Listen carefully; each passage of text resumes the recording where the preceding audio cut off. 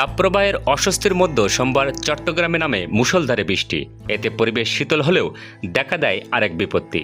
টানা বৃষ্টিতে কিছুক্ষণের মধ্যে তলিয়ে যায় রাস্তাঘাট। ঝোড়ো হাওয়ায় রাস্তার উপর ভেঙে পড়ে গাছপালা ও বিদ্যুতের খুঁটি। চলাচল করতে গিয়ে চরম ভোগান্তিতে পড়েন নগরবাসী। জলবদ্ধতার কারণে চরম ভোগান্তিতে নগরবাসী। এই জলবদ্ধতা নিরসনে চলমান মেগা প্রকল্প কতটা কাজে আসছে তা নিয়ে প্রশ্ন উঠেছে। এদিকে গেল কয়েক বছর ধরে এই সংকট নিয়ে পরস্পরের দিকে আঙুল তুলে দায় সেরেছে চট্টগ্রাম সিটি কর্পোরেশন ও উন্নয়ন কর্তৃপক্ষ। তবে এবার একযোগে কাজ করার ঘোষণা দিয়েছে সংস্থা দুটি।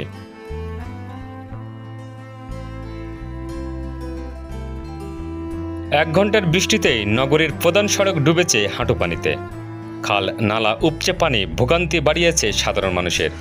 একই সঙ্গে প্রশ্ন উঠেছে, প্রায় 8,500 কোটি টাকার জলবদ্ধতা নিরসন প্রকল্পের কাজ প্রায় 70% শেষ হলেও তাতে কতটা অগ্রগতি হয়েছে।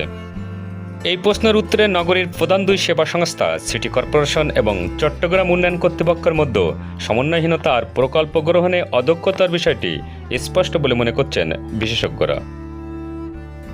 গেল কয়েক বছর জলবদ্ধতা নিয়ে সিডিএর নানা অসঙ্গতি থেকেই সামনে এনেছে সিটি কর্পোরেশন।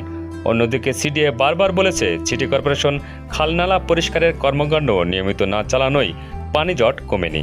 তবে সম্প্রতি সিডিএর নতুন চেয়ারম্যান নিয়োগের পর সিটি কর্পোরেশনের সঙ্গে দ্বৈরথ অবসানের আভাস মিলেছে।